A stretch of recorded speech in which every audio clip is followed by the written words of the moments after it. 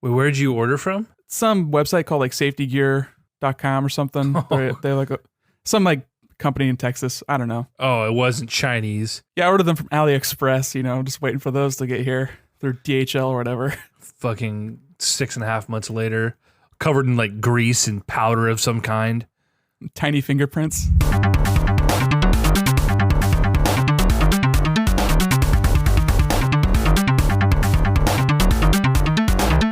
Actually not a big gamer. Console Crusade podcast, the first time in 3 weeks, right? Who's counting anyway? I don't know. We were like, we're gonna do it every week, and we were gonna make it happen, and then we didn't because life happened. Life happened. Things have been crazy at work, and then I brought my mic home because I was back for the like Wednesday through Sunday, and I'm like, boom, let's record. And then I brought it home, and then you're like, actually, I'm at the beach. And I was like, oh, fuck. And then I left my mic home in Portland while I drove back to home in Eugene, and we couldn't record. And I was like, I'm not going to fucking record on my headset because that's stupid. We could have done a phone podcast, man. I don't know. And then last week, it was just like fucking getting late, and I'm like, things happen. And then I had a family member die, and I had to go home and deal with all the family who flew in for, just a real couple of weeks. Real cascading series of events, yeah. But here we are. I've got a Mongo LaCroix. You've got a new set of glasses. I do. I'm feeling fresh. I said earlier that they suit your face very well. And I stand by it, even 5 minutes later. The highest of praise. I thought they looked a little bit like yours. Mine don't have the metal around the bottom. They're open bottom. Oh, it's yeah. kind of interesting. It's a little bit different for me. They feel a lot more comfortable than my last pair of glasses. And they fit my face a little bit better, and pretty stoked in general. So yeah, dude, a lot I feel like has happened since the last time we chatted. But as I was saying earlier, I'm going through here looking for headlines, and I'm like, oh, it doesn't seem like as much as I thought. Maybe we didn't miss that much. There was a direct, there was leaks and more leaks. There was another shitstorm surrounding Epic Game Store. Surprise. Who gives a shit? I feel like I say that about half the game news we talk about. Oh, Diablo fans are giant man babies. Who gives a shit? We all knew that. It's like, whatever. Yeah, it's just less relevant to us because we're people. Oh! Like, I've never played Diablo, really. I think I might have played Diablo 2 or Diablo 1 even on like a neighbor's laptop 100 years ago. But I'm not into that. I don't care. So, games we've been playing. I've been playing Diablo. Have you now? Like, your brother finally roped you into it? So when I say have been playing, I mean I played for like 3 hours on like a Sunday evening with our friend Barry, and haven't really played since. But it's now like in my Switch, which is by my bedside, and it's like, hey, I'm gonna do it now. I'm just waiting for someone to hop on with me, like my brother or Cody or whatever.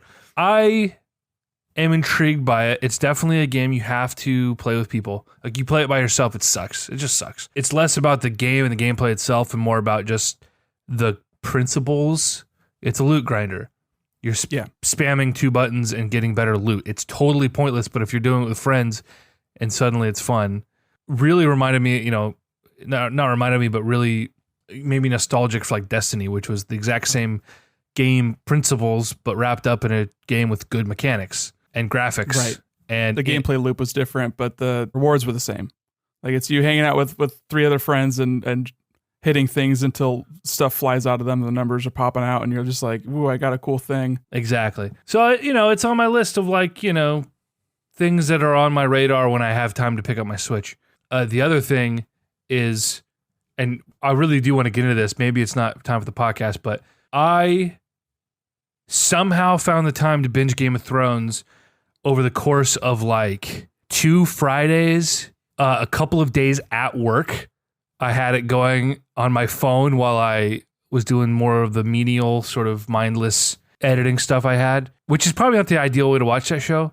But then I had a vacation. I was gone Thursday to Sunday. I had a music video shoot that weekend. Canceled that shit, so I actually had some days off, and I just watched the fuck out of Game of Thrones. Finished the whole season. I mean, the whole series, all of it. What do you think? What are your top level sort of feelings about it? Listen, I have a lot of thoughts about a lot of things that we should wax on together overall, it is a great show with great characters, mostly. But I am very worried about the 8th season after watching the last season, which I thought was very enjoyable, but had a lot of issues. Maybe not, the as far as the structure of the show itself, but like seeing what the writers are doing now that George Martin is pretty much not involved in the crafting of the story. Right. Not even that he's not involved in the crafting of the TV show, which he was involved here and there in the first like 3 or 4 seasons, I believe. Yeah. But that they're now off the books. They're past what he's written. Right. Which, I mean, the last book came out like 5 years ago, so they had a lot of time to catch up. Right. But I only saw, like, as far as I've read all the books, but from the TV show, I've watched the first 2 seasons retroactively, but I watched season 6 and 7 as they're airing. And for me personally, I felt like season 7 was pretty solid. They kind of cut a lot of the chaff, like they just got rid of a lot of the storylines that didn't matter that much anymore, so they could focus on, the end game. And season 6, supposedly, it was just completely a mess. There was so much crap. It was like, what are they doing in Bravos? What's going on in this place? What are they doing? What's the end goal here? And then they ended up just being like, you know what? We had something going, but it wasn't going anywhere. So fuck the sand snakes. Fuck all this weird nonsense. We're just gonna just cut everything down into something that people actually care about. And I felt like season 7 was a lot better than season 6 in that regard. I'm trying to think of what happened in season 6 because like I said, I just binged it. So season 6 was Battle of Bastards. Or was that season 5? That was season 6. Bastards was 6, I think. That was a sick episode. That was my favorite episode of the series. That episode justified, and I guess you didn't watch 3, 4, 5, but that episode justified all of the fucking awful battle sequences that we got. Like, that was finally the one that they did so right, following Jon Snow's perspective, and it was so just visceral and intense, and it was like, whoa, this is what it would feel like to be in that battle. Because a lot of the battles were just not interesting to me throughout most of the show. But season 6, that's all the Bravo stuff with Arya, right? And she's... Oh, spoiler alert. Yes. I was doing very broad, Yeah, we're talking Game of Thrones here, guys. Sansa's with the Boltons. Yeah, okay. I mean, I don't think it was... I think it was better in season 5. Season 5 was definitely the outlier in that it was like really slow and meandering until... I'm sure you know about it. Hard Home, when they go and they run into the Night King and everybody dies, but he brings them all back, and it's like, holy fuck! You finally see what they're dealing with for once. And like, I've heard of that episode, but that's where it kind of deviates a little bit from the books, because obviously the books are written, and you can do a lot of different things. Like, I always thought it would be really hard for the show to capture a lot of the story lore, like the things that characters tell each other. Like, you don't ever really go back and see like Ned and Robert like hanging out being young. You just hear them talking to each other in the books. Yeah. Or people regaling stories of Robert with his mighty warhammer, like striking down like the mad, or like, fighting Rhaegar and the trident and stuff like that. And like, that's all like mythological in the story itself. Like, it's people telling these stories. So it's been interesting to see how they kind of tried to do that in this series. And like, was it season 7 that they finally revealed Jon's parentage, which they haven't really actually confirmed in the books, but it was always heavily implied. Like, Ned wasn't telling the whole truth there. So it's been interesting to see, like, so it's really fascinating to hear your perspective from it as someone who's only watched the show. And I can't help but compare it to the books. It's like watching the Harry Potter movies. Like, you're constantly seeing the things that stick out in your mind. You're like, that's just not right. Or why aren't they talking about this? So here's what, because I usually do the same thing, even when I haven't read the source material, I hold it to a higher standard, because the source material was obviously great for it to have been adapted. But I was keeping up.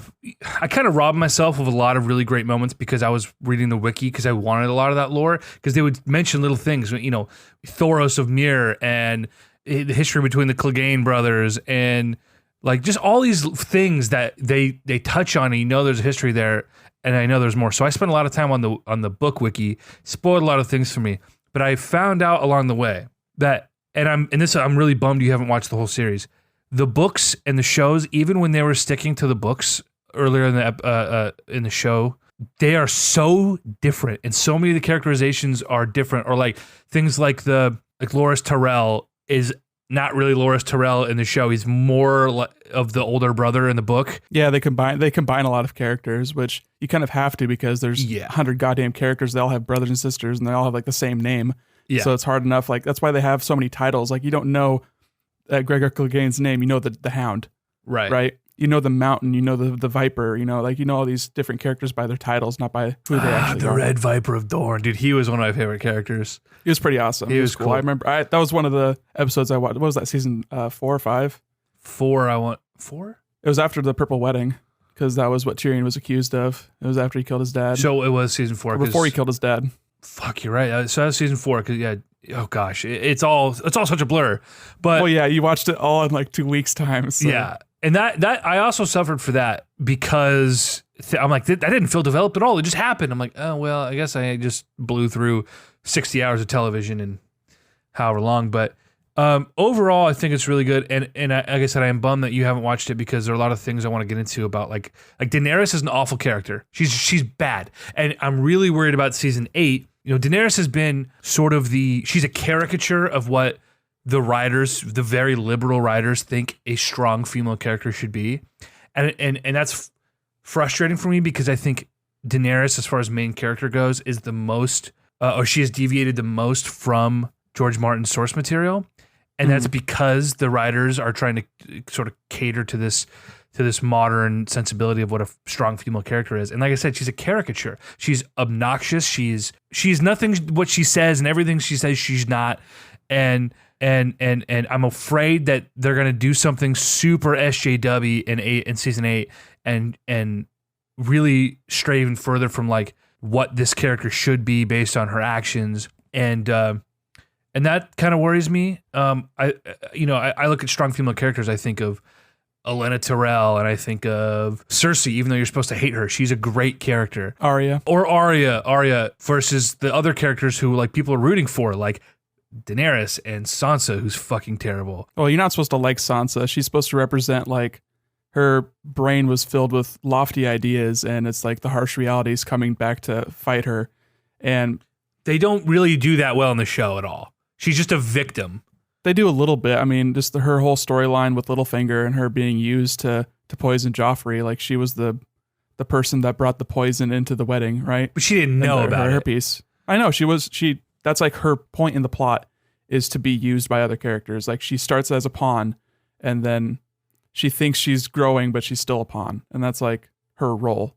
Just like you're not really supposed to like Kat, their parents or her mom, like because she was supposed to be like the overprotective mom, and you're supposed to be like, oh, she's like trying to ruin everyone's day, but she's like totally right the entire time. Like you're supposed to look back on her character and be like, man, if only they had listened to Catelyn, like they would have done a lot better. But they just you just disregarded her because you were put in that headspace. So, and I agree, like Daenerys, her character in the books is like, you get a lot of her internal monologue. So that's hard to kind of convey in the TV show. Like she has to literally tell people her thoughts that she's keeping to herself. Like, and that kind of betrays the character of her, like being really reserved and being like, I wish I could just go back to the house with the lemon tree. Like she just wants to be a kid. Yeah. But she has all this like lofty ideas that her brother was telling her, like, you are like royalty. You have to be treated like royalty. And then she's being used as a pawn too. Like she's given the dragon eggs by that one weird guy at the very beginning of the books. Like, as like she's traded as a wedding present, like to get this Dothraki army. And then she turns into this savior figure trying to like free all these slaves because she knows what it's like to be a slave. Like she was a slave all of her life, basically. So it's really complicated to try and like get that, and I feel like they cut off all the good stuff to, like you said, to make a strong female character. And it's a shame because given a better budget and a better vision, I think they're making the show a lot of the time like just sort of like making it up as they go, and I feel like it shows. What frustrates me about it is not that, you know, I look at it and it's not a restriction, it's not a budget thing, it's not a time thing. It's strictly a here's what we want to do with the character thing. And that's what's frustrating because from what I gather about everything I've read about who Daenerys is in the books, they've really taken those aspects of like this reluctant hero who is trying to just do right by her name, and like she's the freer of the slaves, and she's trying to, she, from what I understand, she's not even looking at Westeros for most of her time. She's not trying to conquer King's Landing. She's being distracted. She's trying to like prove herself capable before she even goes back west. Right. Like she's like, I can't be a good queen if I leave these people to suffer. And it's sort of that moral quandary of like, am I a good person if I don't meddle in these foreign affairs? Like I'm a foreigner here. I'm here and I'm helping these people, but do they want my help? Should I even be here?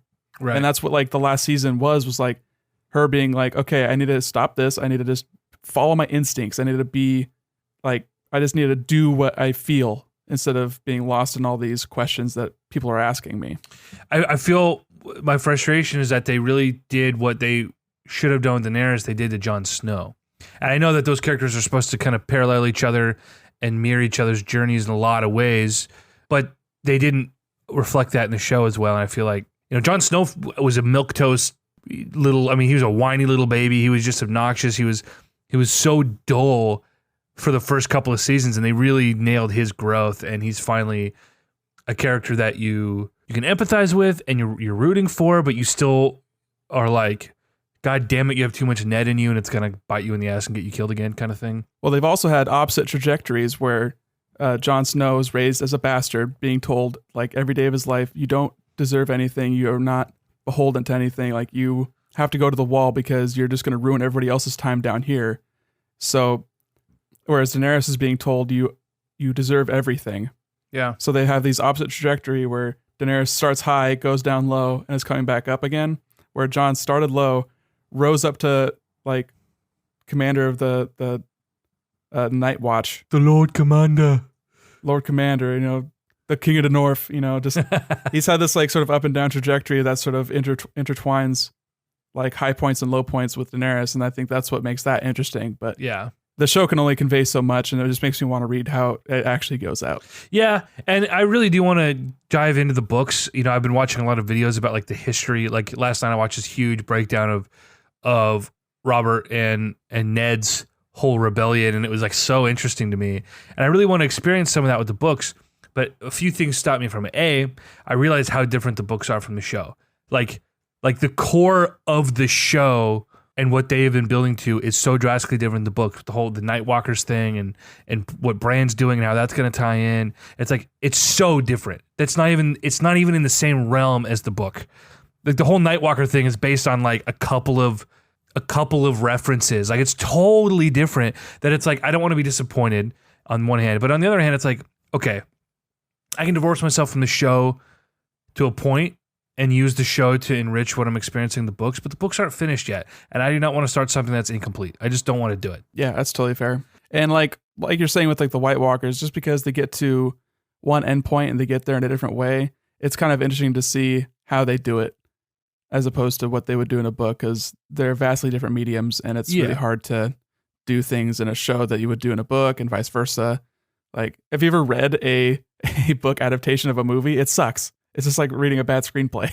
Well, I mean, it depends, but I think shows are especially, it's the closest medium to a book where you have the time to delve in, and there's stuff you lose, but it's close enough that it's like, it's not like adapting Game of Thrones to a movie. We have 2 hours, we had 62 hours, you know what I mean? And so it's like, you really can get into a lot of stuff. And so I hesitate to use it doesn't translate well, or we didn't have enough time to do something justice. Where they failed because they failed, not because they were limited by anything other than maybe budget early on. One of my biggest issues, I've watched this show. I watched the first season last year, and when they killed off, freaking Mark Audi and Sean Bean, I said, fuck this show. They killed off the main character and the only good supporting character. Why do I want to watch this show?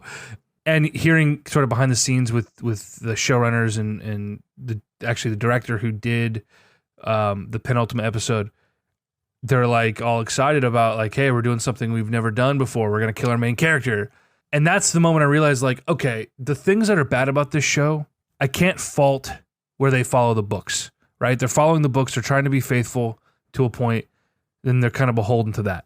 but it is the showrunner's fault for not making the other characters compelling enough, quick enough. And I guess, again, you didn't watch like season 3 and 4, but they really leaned into, oh shit, who's our main character? So now we're following a lot of the kids and their journeys, and we didn't really care about them yet. They did really well in making Catelyn and Robb, like those were the main characters now. We're really following them, while we see the opposite with Jaime and Cersei and that whole subplot. They made Tywin really fucking cool all the way until he dies. He's fucking awesome. But really, you're following another set of characters who are doomed to fucking die at the end of season 3. And then they started trying to make Cersei and Jaime these empathetic, relatable characters, but it's like, they're fucking shitty. I don't want to root for Cersei. Stop trying to do that. And then they introduce a couple characters just so quickly, and suddenly, like, I'm supposed to care about Brienne of Tarth, who just shows up and gives her sword to fucking anybody. I love Brienne. I love Brienne. I love Jaime. I think they made Cersei a little bit too like hyper competent in the show. Okay. She's supposed to be like basically completely crazy in the book. And like every time she has a victory, she's like stumbling ass backwards into it until she gets locked up by the sparrows. And then like, she's like, oh shit, what have I done? I'm really not my father.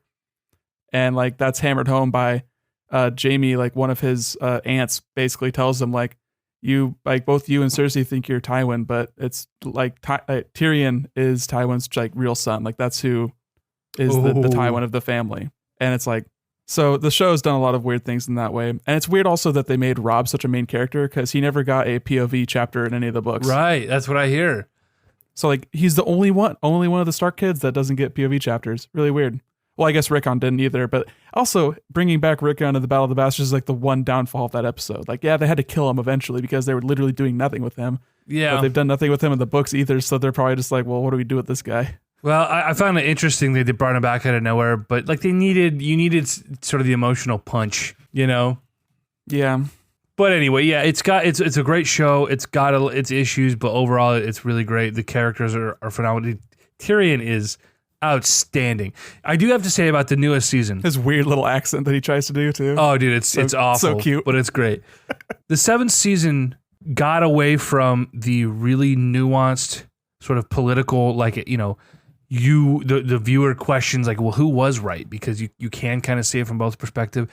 That's where they in some ways failed Cersei, because Cersei is just very, very evil, even though you do see her motivation, her kids, for example, so you see some of that, but overall, most of the characters and most of the between Stannis and the Lannisters and then what the Starks are doing, it's like you don't know who to root for because you're just all over the place. They lost that in season 7, and it very much became very black and white. It's not so morally gray. It's the good guys versus the bad guys, and in some ways, it makes sense. You kind of have to get there eventually. You have to end the story, and you have to end the story with like, you can't just end it gray and be like, who knows? Like that's not a very satisfying ending. I mean, I agree to a point, but what made the show so strong was it was so character driven, and in season 7 it really moved towards being very plot driven. And again, I think if you look at the trajectory, it makes sense because you had all these warring sub factions and all these great complex characters doing their thing, but really the overarching issue was always the walkers, and they spent 8 years building up to that. So it makes sense that we're here. And now it's very plot driven because the characters, while they do matter, suddenly everyone has to worry about the same thing. And not to mention introducing like characters at the 11th hour, like Euron, Greyjoy. They should have done that a little bit sooner. Should have done that like 2 seasons sooner when they did it in the books, but whatever.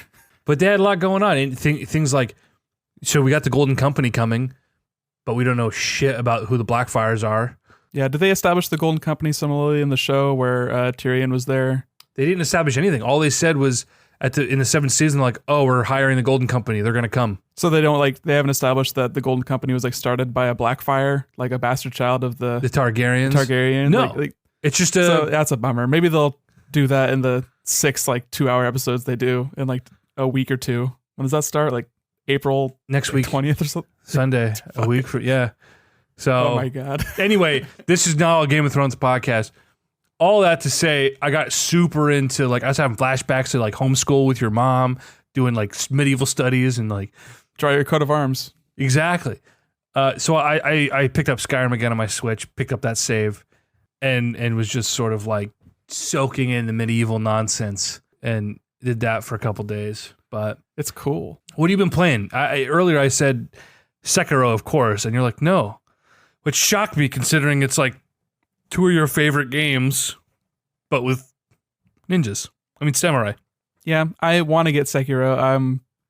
I'll probably just wait till it's on sale. Like, it's a single player game, so it's not like I'm really missing out on anything by getting it right now. And I've got a lot of other games to play. Like, I imported a game, like, I pre-ordered it like 3 weeks ago or something, and it finally came, and it's just a cute little pixel art kind of top-down Zelda-ish game. It's called Reverie. It visually looks kind of like Earthbound, but it's like it's sort of Earthbound-ish in that you're just in a regular-ass town, and you've got a cricket bat that you're fighting enemies with, and you get a yo-yo and shit.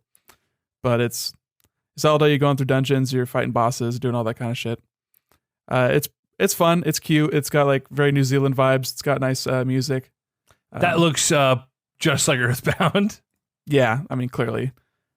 But I played that for about 6 hours. I'm maybe halfway through it. I'll gotta pick it back up. But I've been distracted by playing a lot of Risk of Rain 2, which hit early access, I think, last week, maybe a week and a half ago. And they're doing a promotional thing where it was like buy one, get one free. So you'd buy the game in early access and then give a copy to your buddy. So I ended up getting that from Andrew. And then like Max got it and he gave his copy to Jordan. And then we were trying to get Mac to get it, but he doesn't have a PC. He only has a MacBook, so he can't play it. But a MacBook? It's been scratching that same itch that Risk of Rain 1 did, which, if you know me, I'm not really like taken to the whole roguelike loop too much. Like, there are certain games that hit me if they have a really satisfying gameplay loop, that it's nice to sort of have that incremental progression, like Rogue Legacy or even Dead Cells. Didn't really scratch that itch as much as it did for you, but Risk of Rain, the first one, I put in over 100 hours.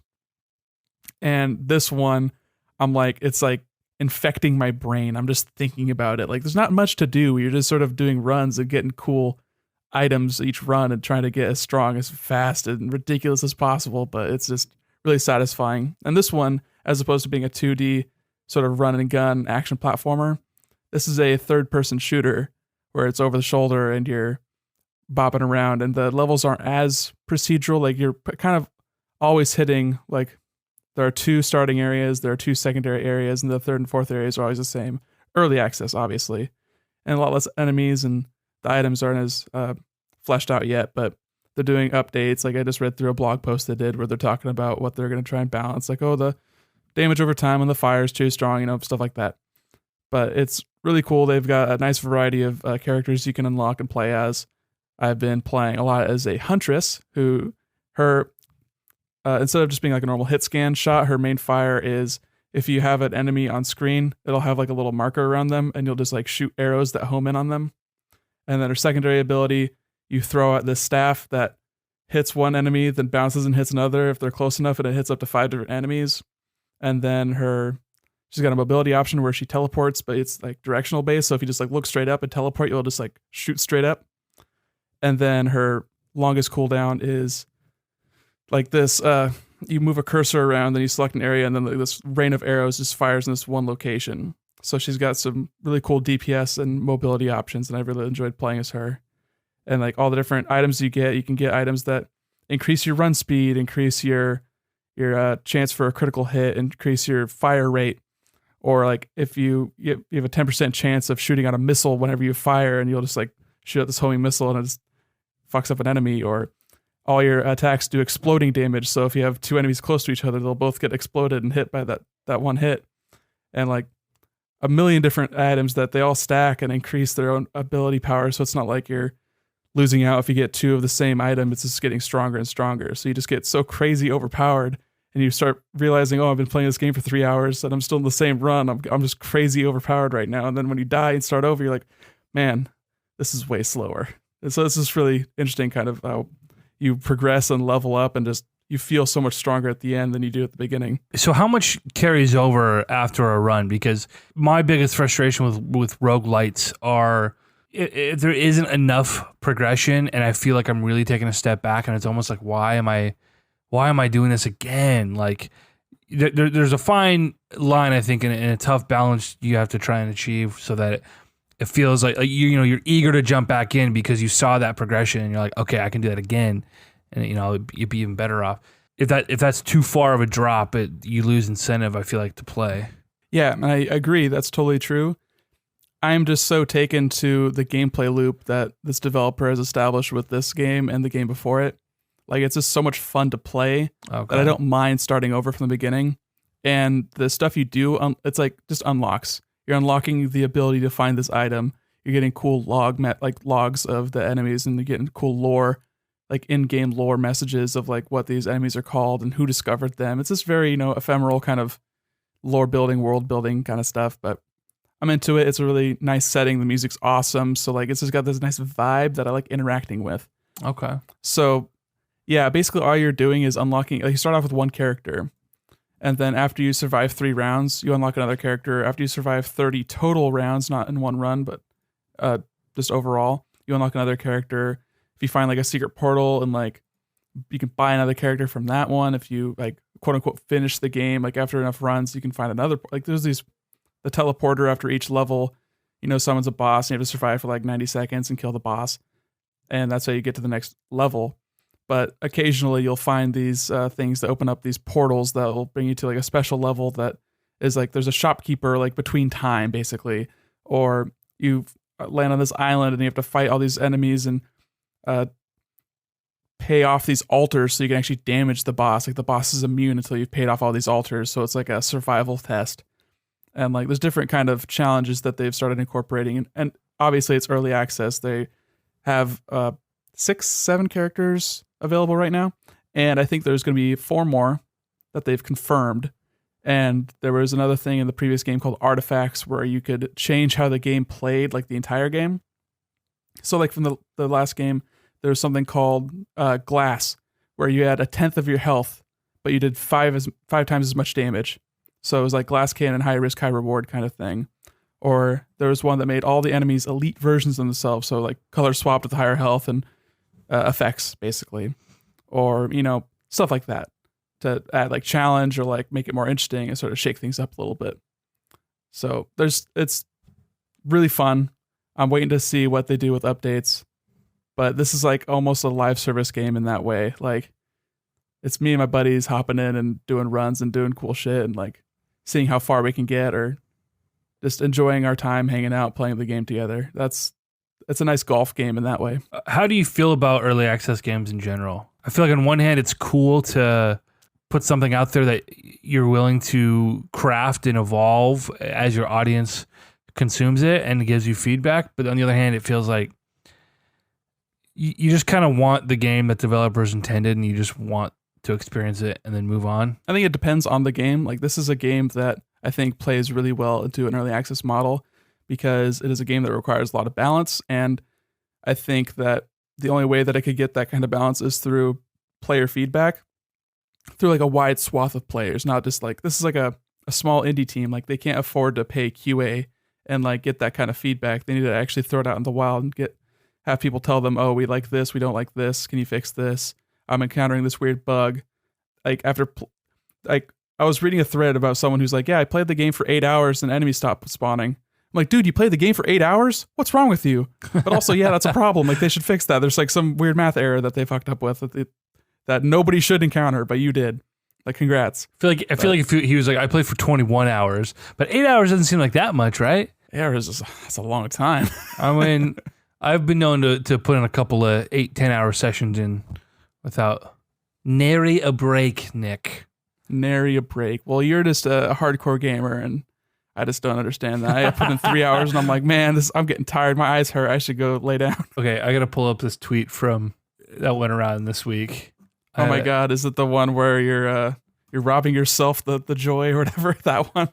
Okay, hold on a sec. There's what I think is a tweet made in jest. It's an ironic tweet. It's ironically pointing out the really small subset of people who have this mindset, but really it's just funny for the rest of us. It was posted on like Gaming Circle Jerk, the sub. So it's like totally a joke.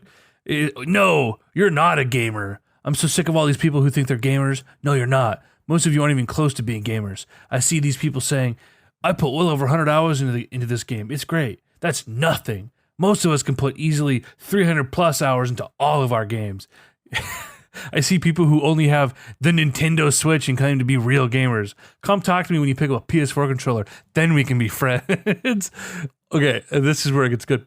Also, dear all women, Pokemon is not a real game. Animal Crossing is not a real game. The Sims is not a real game. Mario is not a real game. Stardew Valley is not a real game. Mobile games are not real games. Put down the baby games and play something that requires challenge and skill for once. Sincerely, all of the actual gamers. Okay? Super funny. It's funny. I thought you were talking about the newer one that was talking about, it was like some reply to some article. Like there was a Eurogamer article, like 2 Eurogamer articles. One of them was like, Sekiro is difficult, but it's worth the challenge. Like why you should play Sekiro, basically. And then another article the guy wrote that was like, so I used cheats to beat the final boss in Sekiro, and I don't feel bad. Here's why. So Right. someone like pointed that out. Like one of the replies of it was like, you cheated not only the game, but yourself. You didn't grow. You didn't improve. You took a shortcut and gained nothing. Oh, yeah. You experienced a hollow victory. Nothing was risked and nothing was gained. It's sad that you don't know the difference. Right. It's just so fun. I love the memes of like hardcore gamer culture. Big fan of it. It's truly fascinating to know that there are people out there. But on the other And side, there's an equal number of people that get so salty at people making these jokes. They're like, why are you attacking my hobby? so Stealth on Twitter, Stealth40K, posted his reaction to the one I read off about. He's like, I'm not sure where this originated, but I've seen it posted a few times. It gets me very angry every time I see it. We all enjoy video games differently, and nobody has the right to decide what makes someone a real gamer. And then he goes on to say, not only is this stupid, it's sexist as hell, and really just insulting.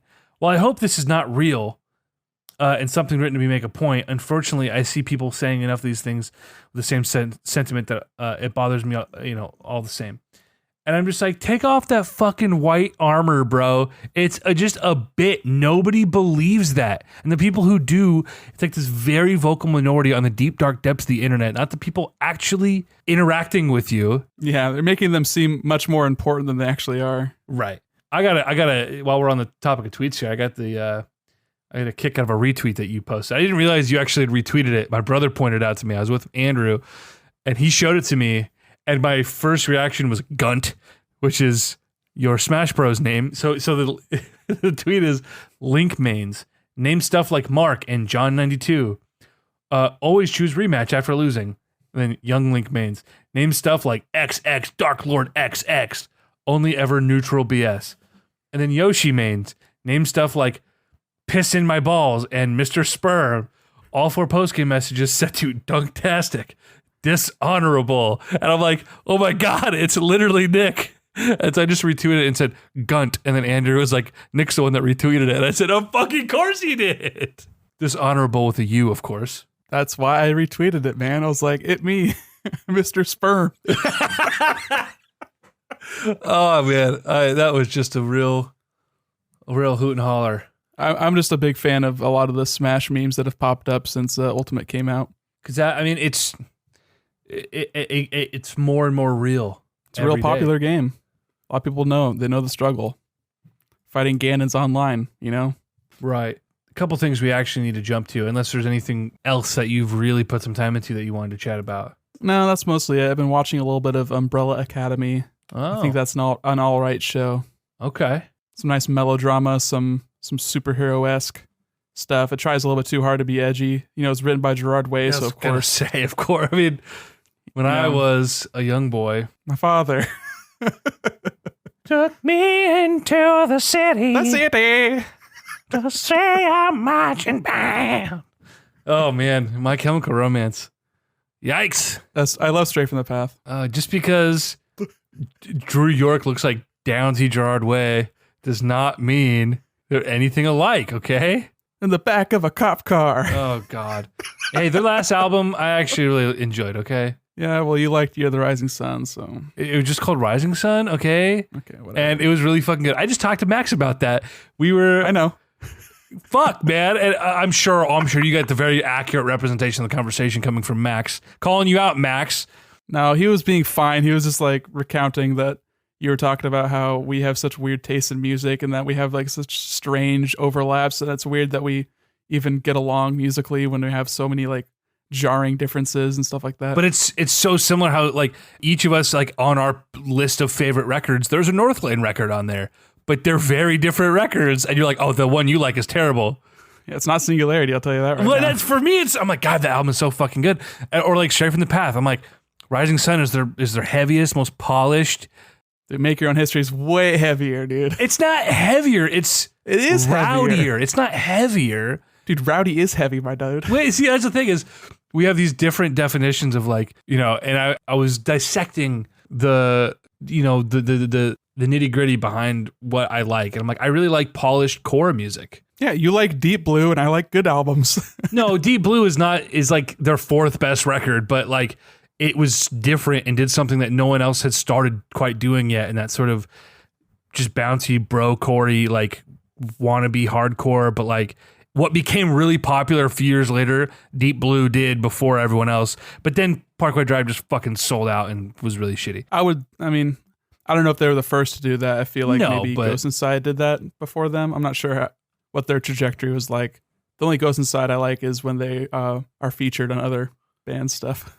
Oh, dude, I love vocalist. I really like Returners, but Get What You Give is a really great record. But anyway, this is the Console Crusade podcast talking about video games, not Game of Thrones and hardcore music. Metalcore.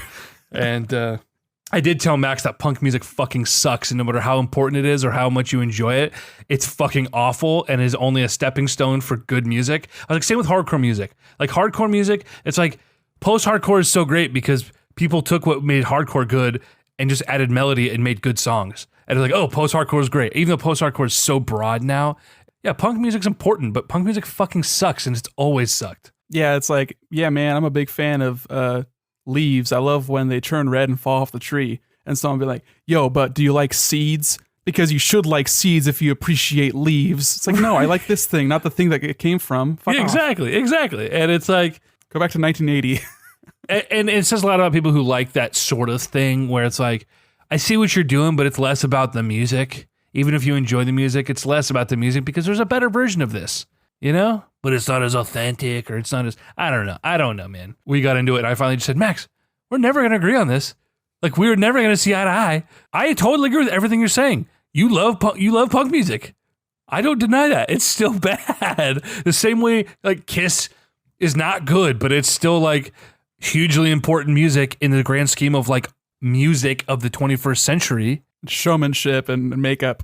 And yeah, I mean, the music we have now is in most ways directly you can think like Kiss at their prime in 1970. Yeah, you think Cher too, but you don't have to think Cher. Well, at least Cher was decent for a time. At least. You believe in life after love. It's like saying it's like Mario Brothers on the NES is the best game. People think that. They're wrong, but they think it. It's hugely important. It's the reason modern video games are what they are, but it's not better than any of the Mario games that came after it. Well, maybe with a few exceptions, but Better than Lost Levels. Fake ROM hack video game. I say Lost Levels is just the fucking literally the Lost Levels from the first game, so it's the fucking B-sides, dude. B-sides of a punk album. You want to talk about the dregs of all art, dude? It's the B-side on a punk album, okay? It doesn't get worse than that. I actually think that what's the Silverstein put out a B-sides punk record. Basically, it was just like 2-minute little song ideas, and there's like 30 of them all in one record. Huh? And there's a lot of really good stuff on that album. And I'm not really even too big into Silverstein, so for every rule, there's the exception. Obviously, Of course. Broad sweeping statements on a subjective art form. It's like you can't really say one thing definitively and then stick to it. You gotta sort of, this is what I feel at this moment about these particular things I have in my mind, but we're not necessarily thinking the same thing. Right. But yeah. Well put, sir. Truly well put. I gotta level you out sometimes before you inflame too many of our listeners. Well, I'm sure most of our listeners are pretty level-headed people who are capable of reasonable discussion regarding, objective subject matter. Subjective object matter. What did I just say? I don't even know, dude. I'm lost here. I got to tell you a funny bit. Okay, before we move into, we're going to talk Borderlands, Google Arcadia, Stadia Arcadia, and Nintendo VR here in the remaining few minutes. But I just got to tell this to you because I remembered it and we haven't talked in 3 weeks.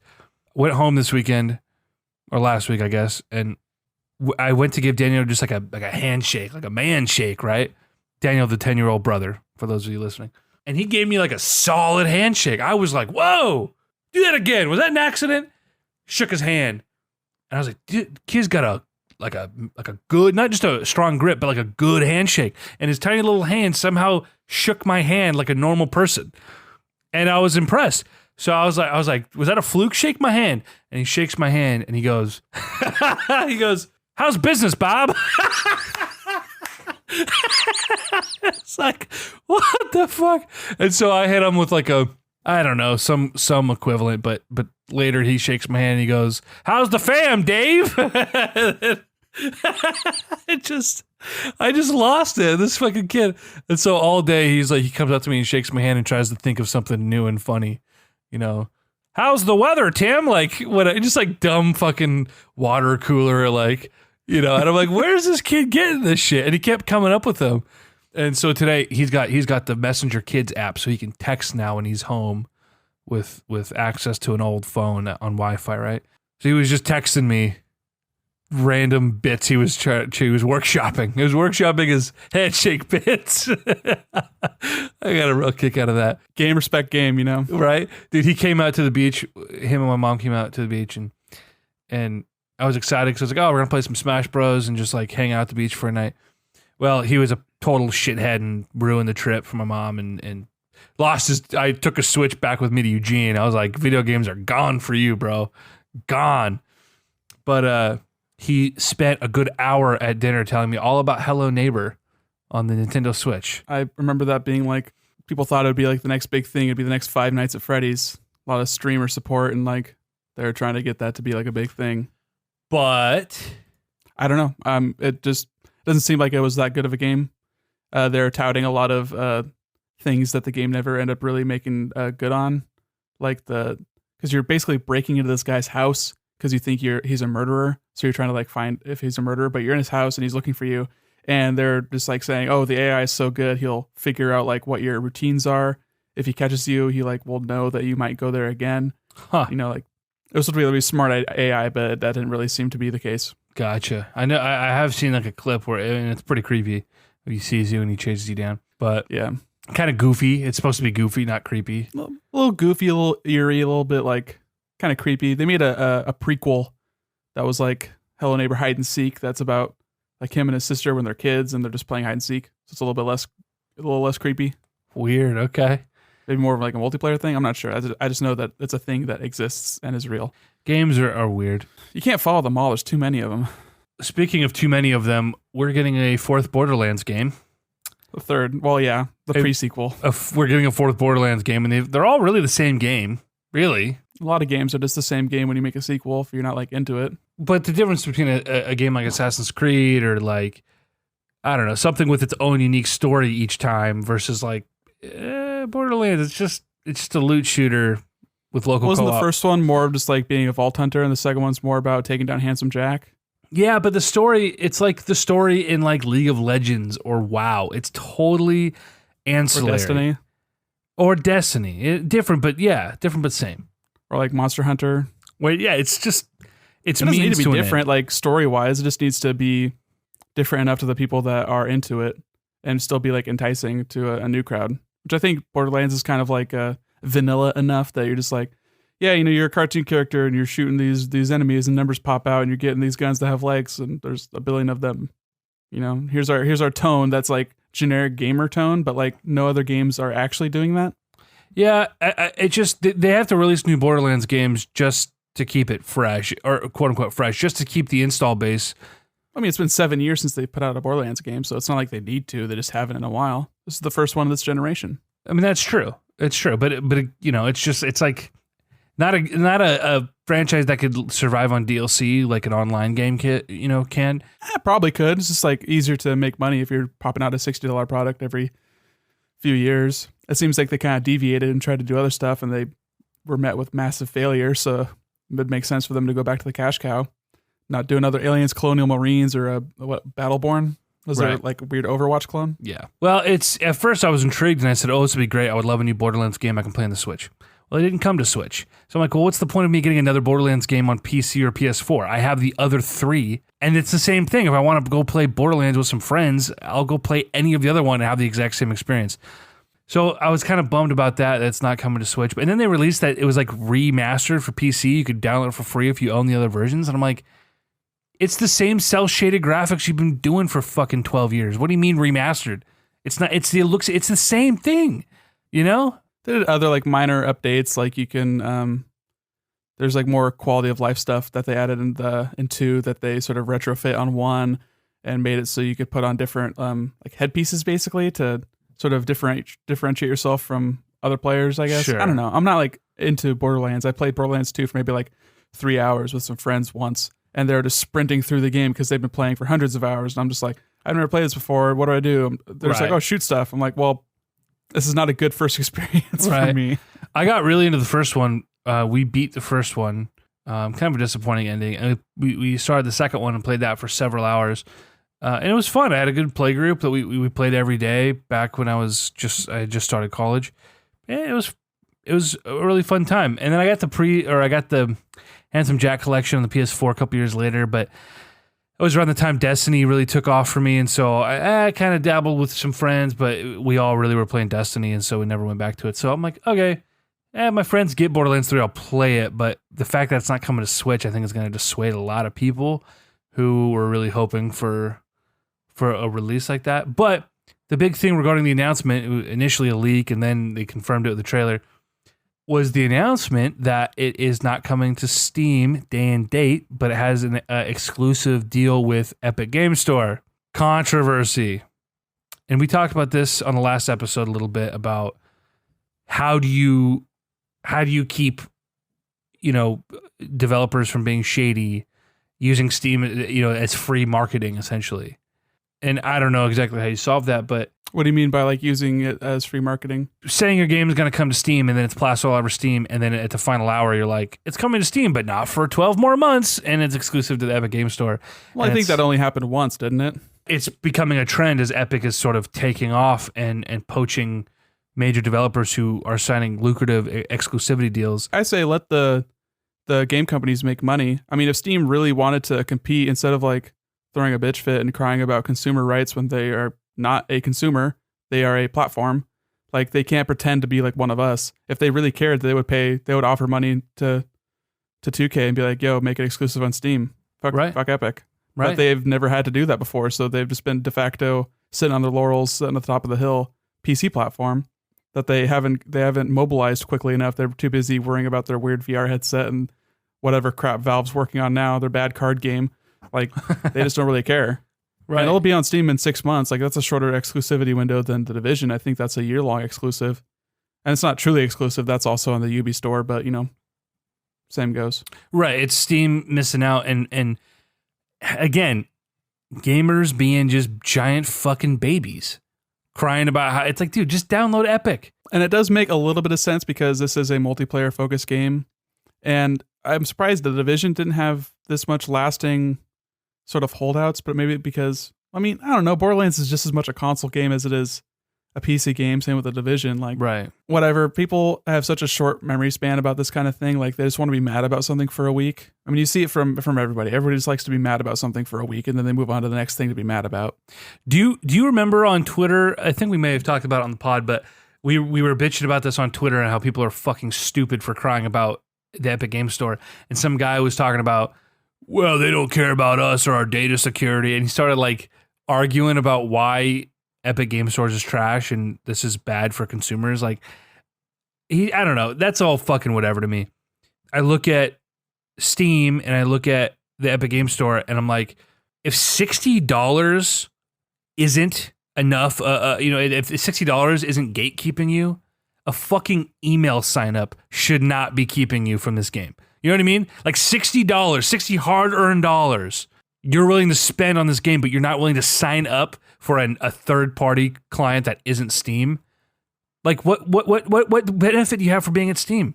You can still use Steam. It's so fucking asinine. Well, my friends list, dude, fuck you. You're a huge baby. Shut the fuck up. Quit whining. Either play the game or don't. There's more stuff you can do with Steam. I can't personally say that I interact with that kind of stuff very much. Like the mod support is cool for like the very few games that I play that encourage that or like necessitate that. And like user reviews are fine. Like I don't really need a user review to tell if I want a game, really. Like it's mostly just sort of like a judgment of like testing the waters, like, oh, is this game updated and people are really pissed at it? That's usually what a user review is good for. Like it'll say recent, bad. And you'll be like, oh, somebody did something controversial or whatever. Like Borderlands 2. Like Borderlands 2 apparently, or like, what is it, Rainbow Six, when they did some censoring for the Chinese market or whatever. Right. And like, it's just like, whatever. If I wanted to hear about gamer rage, I could go to 100 other places, you know? Right. And like friendless support and like doing better messaging. And it's all stuff that like the Epic Game Store have in their roadmap. And I don't need to be like a defender of Epic. Like they're a giant company who makes millions of dollars off of just one game. But like, I'm not also in love with Valve. Like I don't really need to defend either storefront. It's just like, why are you getting so mad about this game being somewhere else? All you're doing is giving them more like Steam. Oh.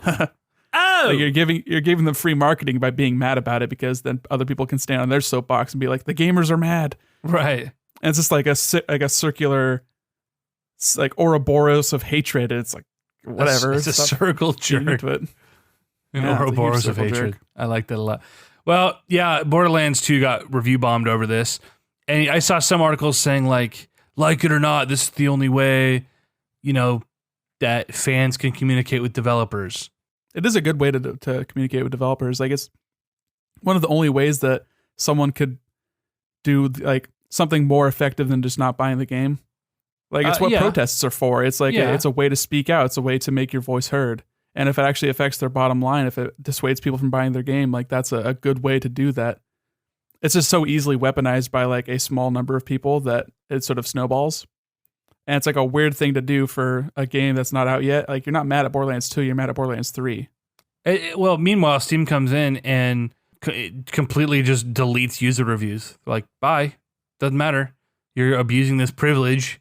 Yeah, and if it's an irrelevant review, like by all means delete them. I think people should also be wary of Steam deleting like legitimate reviews.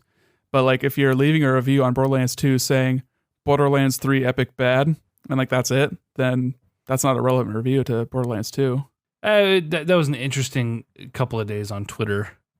You know, it's just a giant circle jerk.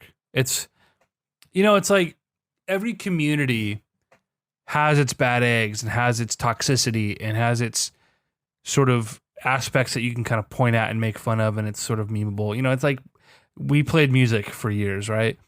And you look at like the local hardcore scene or something, and it's a fucking joke in a lot of ways, right? Yeah. But, you know, it's got its redeeming qualities too. I look at quote unquote gaming, and nothing about gamer culture is appealing. Nothing. Even the positive aspects are kind of like gnarly. Gaming as a culture and not as a hobby or it's not for me, which is funny because we're doing a fucking video game podcast or we're talking about this stuff, but you have to be the change you want to see, right? It's really easy to focus on the negative things and like the people who make it seem like gaming is their one thing. Yeah. And like you and I, we just spent half an hour talking about Game of Thrones and like music. Right. And like, sure, those are just media that we consume and it's not really too indicative of who we are as people, but like, at least we can talk about more than one thing. Yeah. And it's hard obviously, if you're talking about a Steam review, you're at a place where it's literally all games. It's a game platform with game reviews. Obviously, you're only going to be seeing that sort of aspect of it. So it's kind of tough. It's really easy to be like, to focus on the negative and not see the positive. But I do agree. It's kind of cringy to be like, yeah, I'm a gamer. That's why it's so funny when like you read that bit where it's like, you're not a real gamer. Like it's like the gatekeeping thing you see in any community where people get too protective of their hobby and they identify too strong with it and it becomes their like one thing. It's their identity. And like, yeah, that's a trap that you can fall into with anything, but it seems really, really, really common in stuff like games. Just like, I don't ever want to like lead a conversation and be like, oh, what are you into? I'm never going to say video games. Like that's not going to be a thing I say. Like if anything, I would say like a specific game, like, oh, I like playing Smash Bros. Like I would say that, but I'm not gonna be like, yeah, I'm a gamer. Who says that? Like if you go to my Twitter and like as succinctly as possible, how do I sum up like videographer by day, large man with anxiety by night, NBA, video games, music, mostly couch tweets. Like that's a good broad overview.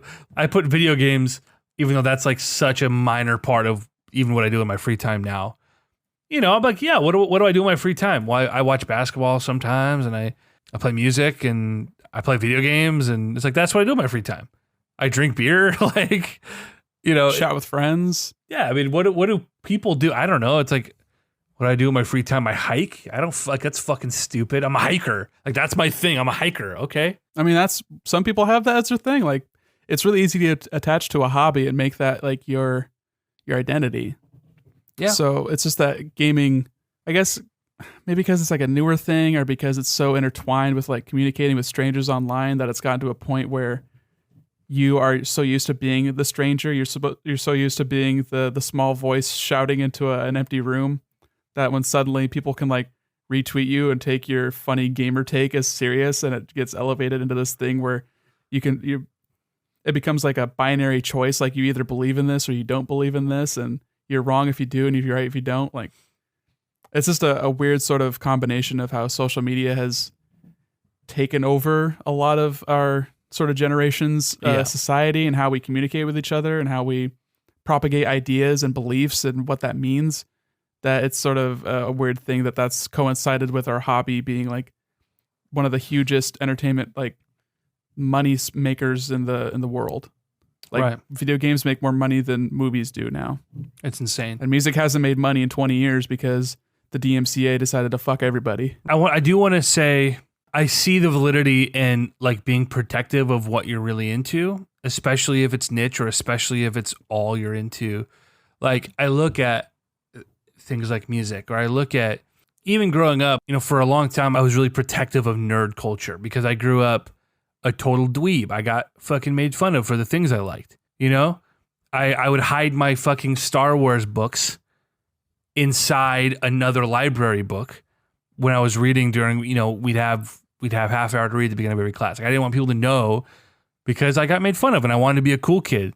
But I still love that stuff. My favorite things growing up, Star Wars, Harry Potter, you know, video games, comic books, right? Superheroes. When it finally started coming into the mainstream, I was very protective of it because part of it was like a jealousy thing. And it was like, how dare you get to enjoy this thing that I suffered for? And like, you're like bitter and jealous that it's that easy. But also, I think there's a fear of it being changed and ruined. Really, you equate change with destruction. And so when I look at music and it's like, I don't want this band to get really popular because if they do, they're going to have to cater to a wider audience and they're going to change. They're going to drift towards the mainstream. Sell out. Well, that's why there are the people who are mad about sellouts and people who say, fuck you if you think a band sold out. Good for them. There's a middle ground where it's like, you don't have to call every successful band a sellout, and you don't have to defend every band who actually does sell out. Like, a band can become successful without compromising what it is they do and still be who they are, right? And vice versa. But the fear is there that, like, hey, if this thing gets popular, this thing that I love for very specific reasons, if they have to drift towards the mainstream, then they lose, or it's possible to lose the thing that made them what they were. And I think there's a fear with that in gaming.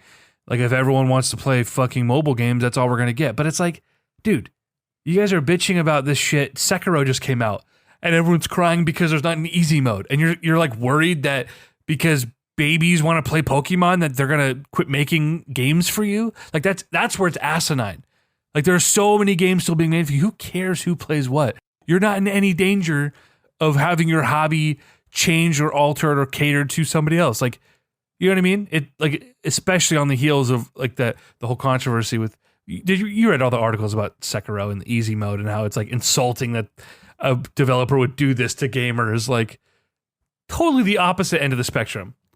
A lot of weird anger on both sides, and like people trying to co-opt it into being like, this is our gold standard of a game that doesn't sacrifice its artistic vision, or this is the gold standard of a game that isn't, you know, trying to be appealing to a wide audience. And it's like, the game doesn't have to do anything. The game is just the game, and the developers made the game. Like, I think everyone has the right and like the responsibility to be like, this is my opinion, and that's what it is. But you don't have to fight other people for having a different opinion. It's just really weird. Like, you can enjoy games that have easy modes and you can enjoy games that don't have easy modes. Like, it doesn't have to be like a big divisive kind of issue.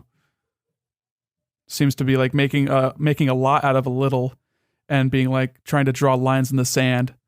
And then the tide comes in and then the new game comes out and then you have to draw different lines in the sand so you can fight with other people about it again and again and again, over and over ad nauseum. You know, I can see both sides. I see on the one hand, it's like, well, if we cater to the easy mode, then games are just going to drift towards, you know, less challenge overall. There's a fear there. I get that. I think my main, I guess, issue against, or like the main reason I would say that not every game needs an easy mode is because it's really hard to make a good easy mode. Like if you just do unless you make it completely customizable, like something like Celeste did, if you just say, okay, this is easy, medium, hard, you're making 3 games then. Because you don't want to make a game and be like, okay, here's the mode with the numbers turned down and the mode with the numbers turned up. Because then if someone's like, I'm looking for a challenge, this isn't challenging, it's just frustrating because their enemies are one-shotting me. Or this isn't easy, this is boring.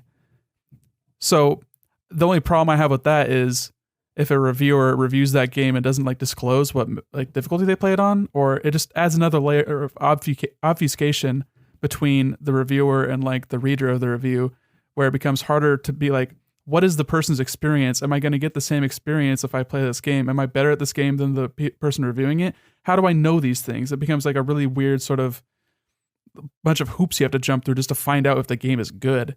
Because if you went through and played Halo on easy and you're like, yeah, I played this game, it was pretty boring, I sort of just breezed through it, then someone reading that's like, oh, maybe this game isn't very good. Or if you played through on Legendary, this game was fucking difficult, it's so bullshit, you die, you start at the beginning of the level, I don't know why the fuck they're doing this to me.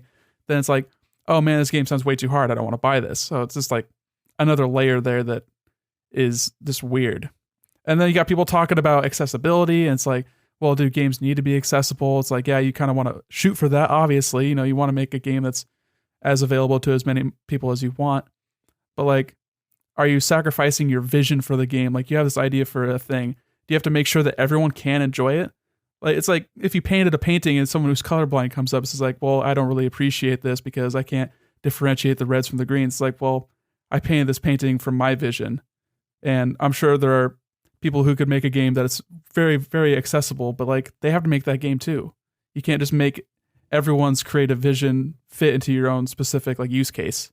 So it's really difficult. It's really hard, especially since games aren't just artistic visions, they're products. Like Activision wants Sekiro to sell. Activision paid From Software to make this game. So it's just a huge clusterfuck of people with different ideals and different like goals for a product and a video game and a piece of art. It's super messy. I mean, no one wants to be excluded. That's the root of it, right? Is like this game looks great. I would love to experience something that seems so unique and you know, like, but you know, I can't expect my 10-year-old brother to ever play a game like that. You can't expect me, who's not much better at games than my 10-year-old brother, to ever play a game like that. But I don't want to be excluded. Fair, it's rated M for mature. Your 10-year-old brother should not be playing a 17 and up game. I agree, and you know, it'll warp his young, impressionable mind. But hey, a lot of people do let their kids play trash. Like, I mean, GTA 5 wasn't the best-selling game ever, and the fastest-selling game ever because you know it was only being played by adults. You know what I mean? Yeah, definitely. I know. I definitely agree. Yeah, it's just that's not their target audience, so you can't try to accommodate to a kid because not every game's for kids. That's true. I mean, that's true. And it's just so weird to me that this all came out of like Sekiro, a From Software game. Like people love Dark Souls as much because of their lore and their like insanely obscure and like weird mechanics as much as they just love a hard game. They love to have that badge of honor. They have that chip on their shoulder, like, yeah, I'm one of the few, the proud, the people who play Dark Souls. Like, as toxic as that is, like, there's a niche there. There was a niche in the audience of people that wanted to play hard video games and it wasn't being met. And then someone came by and they filled that niche.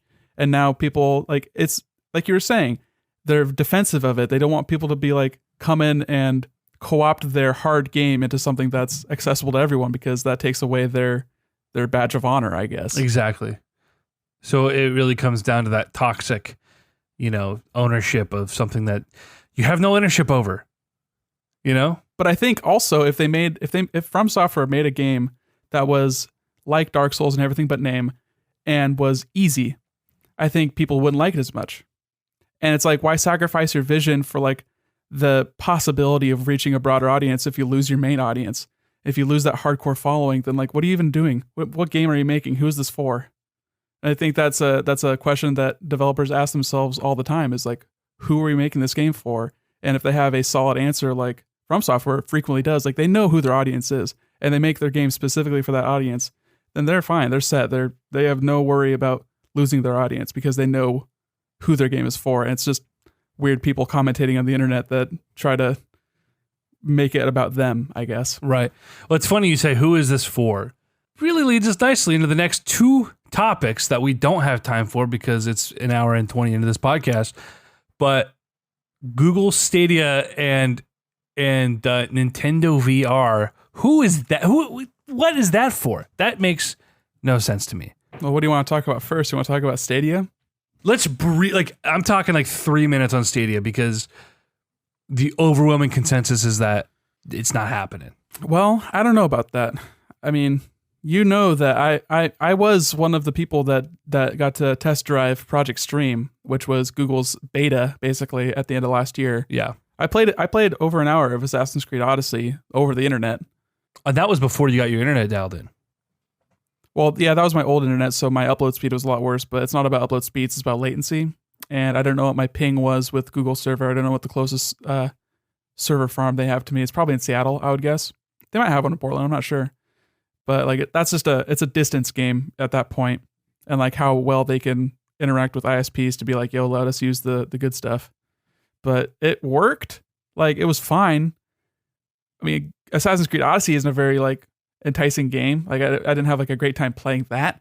Like if I had my choice of games, I would probably try something that's more input intensive, like had a quicker reaction time just out of the gate, because that game has like built-in delay. So you don't feel like you have a strong control of your character to begin with. But for games like that, I think Stadia is great and it works fine. It works great. Try playing like Street Fighter 5 over Google Stadia. Yeah, definitely. That's not going to happen. I'm not going to play any fighting game. You can't play like a platformer. You can't play Meat Boy on this thing. I think Eurogamer did like a test where they pressed a button and waited for the action to happen, and it was something like 160 milliseconds of input lag, which translated to like frames, I guess. That's like a sixth of a second. That's like 10 frames of a 60 frame per second game, which you can't do a fighting game for that. That's way too long. Right. And like people have a built-in sort of reaction time that they have, and it's not like 10 milliseconds or 10 frames. Like I think 50 milliseconds to 100 milliseconds is about like what you start getting noticeable. Like if your game has input delay or if your TV has bad latency, then you're like, oh, this is like, I'm playing underwater. It's like playing a bad online match of Smash Bros, you know? But 167 seconds is like noticeable, but you can deal with it. It seems really interesting. Like you said, with like, who is this for? I think the people who have the good enough internet speed or in this like major metropolitan areas and have these interests in these AAA video games are the kind of people who already own a box. And they didn't talk about enough of like, what are they charging? This is like a really weird split pitch where they're at the GDC, that game developers conference. They're talking to developers. They're trying to pitch, these AAA, they're trying to get EA and 2K on board. They want people to make games and put it on their weird Linux servers. But they didn't tell a consumer, what is this going to cost them? Is this going to be a monthly fee? Are they trying to do like an a la carte kind of thing? Are you buying games through Stadia as opposed to Steam and Epic? Because people are not happy about there being exclusives on Epic. I can't imagine how they're going to feel about it being exclusive on Stadia, where they don't even own the game and it's being beamed to their house. And once an update goes live, that's the game now. And you don't have an ability to play the old game. There's no mod support. You can't do shit. So like you're right. Who is this for? And like, what is the use case of someone who wants to go from their TV to their phone? Like, I'm not going to play a game on my TV, then go to my phone. I think with the Switch, it's like you're taking a small game and putting it on the TV. And then if you want to play it in your hand, then that works. And you get the Nintendo IPs. And it's an established brand. Nintendo is like the rare use case where that actually works. Google coming in like fresh, they can't handle this. This is like a really weird kind of ask from both developers and consumers. Not to mention Linux. They had to go with a Linux-based operating system. Valve couldn't even get that working, and they got a shit ton of money too, and an established platform. they couldn't get hardware out the door, so Google's at least trying to skip that step. But like, what are they trying to sell? What? I still don't know what this is. You know, I feel like if you kind of extrapolate to a best case scenario, there's definitely an interesting value proposition there. It's like, all right, for the cost of a $20 Chromecast and, you know, your ISP charge every month, like you're streaming console quality games, you know, maybe a subscription price. I imagine this is not as interesting if you're charging full retail price for video games. It would have to be a subscription model, which overall for the vast majority of people who can actually utilize this with the proper internet, this makes more sense than buying a box, buying $60 games at retail. It does. But I don't think we're quite ready for it. Google, you do what you want to do. You know, it's not going to take off right now. You might not flop and fail, but it's not going to take off right now. So it's necessary to the growth of, you know, and the evolution of the industry, but it's not going to affect the way we're doing things now. So we know that Microsoft is going to be doing something similar. But the difference there is Microsoft is doing it as like an additional prong. It's like they know that there's people who play on PC. They know there are people who like playing on Xbox, you know, simple plug and play. And they know that there are also people that don't want to jump in at the $300 price point of an Xbox One, or they don't want to mess around with the $600 plus that you get from a PC. And there are people that do want to play established Xbox branded games, or they used to have a 360, but they don't want to, you know, there's a market there for them. And I think Microsoft having competition from Google is a good thing because competition makes it better for the consumer. Right. And I think that's really the best case scenario is that Stadia will push Microsoft to make a better product because they've made a better product because PS4 was like leaps and bounds ahead of Xbox One. And now they just keep doing more and more cool things because of that. Like at this point, if Xbox comes out with another box and it's a decent price, I would get that over a PS5. Really? Well, I would definitely consider it a lot stronger because of all the backwards compatibility. Like I still have games through 360, like Xbox Live Arcade, you know?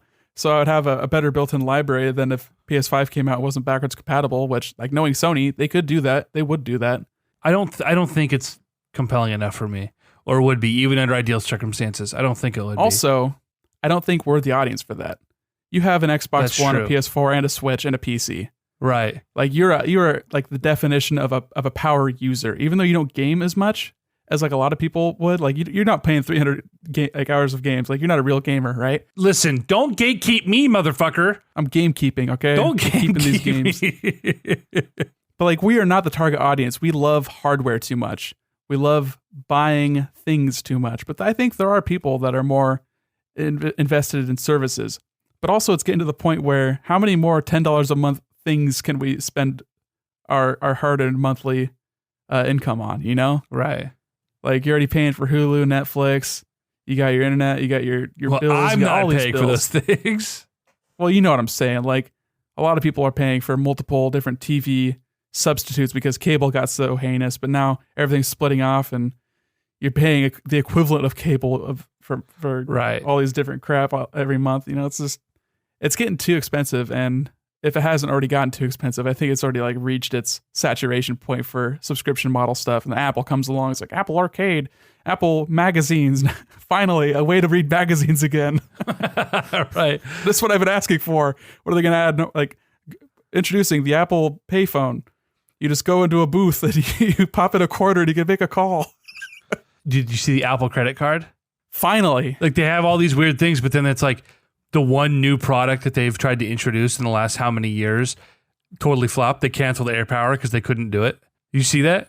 Well, yeah. They tried to like put like 30 coils in the dumb bitch. They're like, yeah, we're having thermal issues. Oh yeah, you fucking think? like, Yeah, the iPhone shouldn't be on fire, but it is. right. Introducing Apple Fire. Fire. Wait, no, that's Amazon. The last thing on our list. Oh my God, we're going to go 2 hours, aren't we? Nintendo VR. We have talked at length about before when it was just a rumor and a patent, and then the Labo VR, which were like, oh my God, why is this a thing? And then they confirmed that they're going to support Breath of the Wild and the Mario guy in the city game. I can't remember the name, Odyssey. And we're like, Do you remember how steadfast we were that we're like, there's a 0.0% chance they do VR because the Switch is an abomination by modern technological standards as far as a viewing experience. And if you were, and even as far as computing power, when you're talking VR, the PSVR is a travesty for a VR headset and it is several times more powerful than the Switch. There's no way the Switch can do VR.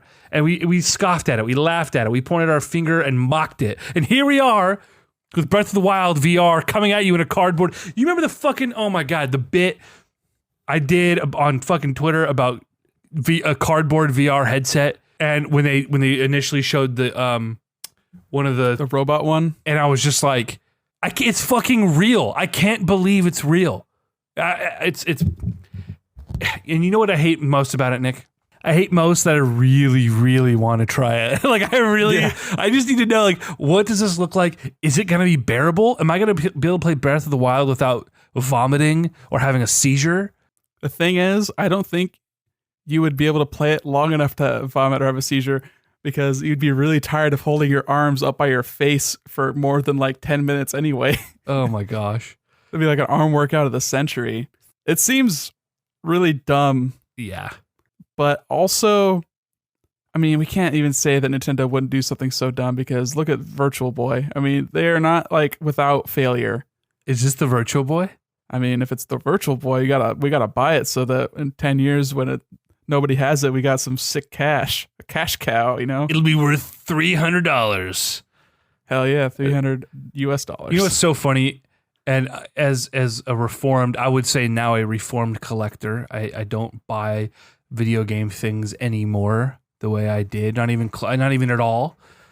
So much of it was about the value. It was like, oh my God, this will be worth so much one day. Or, you know, I look at retro games and if I don't buy it now, the price is going to go up. And in some very, very rare cases, yeah. But to me, it's like, oh my God, Super Metroid's gone up in price. It's a $60 game. That's a lot of money, but it's what I pay for a new game. It's not like it's going to be a $600 game. It's not like if I don't buy this. Earthbound. Well, even Earthbound is like very artificially inflated. There are tons of copies of Earthbound out there. Not a rare game at all, but probably more rare than Metroid though. Yeah, I don't know how to quantify that because how would you find out how many units were produced for any given game? Like sold, yeah.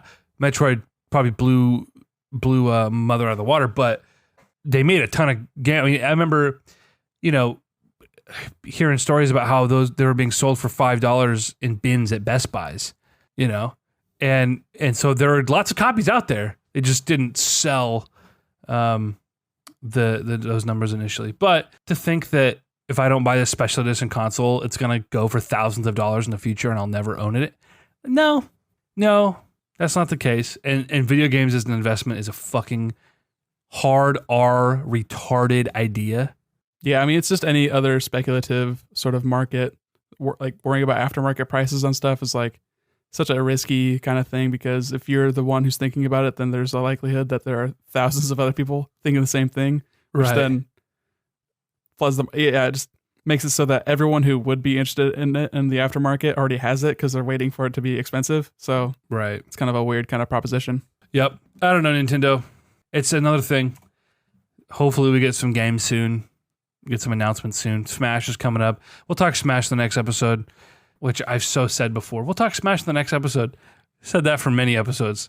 There hasn't been much to say. We're just sort of waiting to hear what's going on with version 3.0 and like when the DLC is coming out. What's the next DLC character? Like, I have the fighter pass. I'm just waiting. Right. I played Piranha Plant maybe once or twice. It's like, oh, that's fine. Not into it. But I'm sure one of the other DLC characters might catch my interest. Hey, man. Home run. What's up with that weird Best Buy leak? Is it real? Probably not. I mean, but what if? Like, Link to the Past? What's that mean? Is that a remake? I don't want to think about. I mean, if it's probably real if it was on the Best Buy website. There's a reason someone's putting that into the system and publishing it to the website. But I don't know. There's as many internet trolls that work for Best Buy that don't. Fair, but I imagine there's quite a few steps before you can just post to the Best Buy website. You know? I don't know. New challenge: get hired at Best Buy and post something to their internal servers, and Console Crusade coming to a Switch. That'd be so fucking cool. Also very illegal. Hell yeah. Well, I mean, I don't know how illegal it is. You probably just get fired. I mean, not like corporate sabotage or anything. It's all internal. Just delete it. That's what they did. They deleted those entries. Yeah, fair. Yeah, I was just talking at lunch today. We were on the way to a restaurant, and I don't know how it came up, but we were talking about emergency alert tones on come through on your phone, Amber Alert and whatever. And you're driving along, and one day, beep, beep, beep, beep, beep. But it got us thinking about in Hawaii last year when the nuclear, like, hey, a bomb's coming, say goodbye now. And that whole alert went out, and for like 40 minutes, the whole island thought that imminent doom was upon them. Right. And it was like, well, you know what?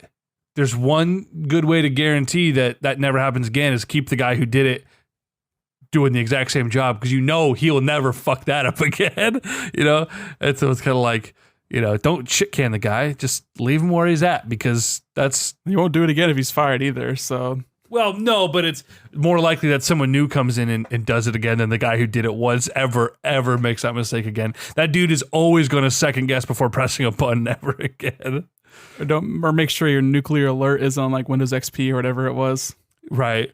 Someone hit F11. Like a million different pop-ups like, are you sure you don't want to do this? Okay, or cancel. Retry. I don't know. What does it mean? What does it mean? We've all had that pop-up. You're like, I don't know what I'm clicking. you just spam spacebar and hope for the best, That's what I do at my job at the nuclear launch site alert facility. They really do something for it all, for everything these days. That was a sentence. Something for it all for everyone these days. Okay, this has been the Console Crusade podcast. We talk about some things. We're back doing the thing. I'm gonna go pull a Tommen and just fall out of the fucking balcony window. Bye.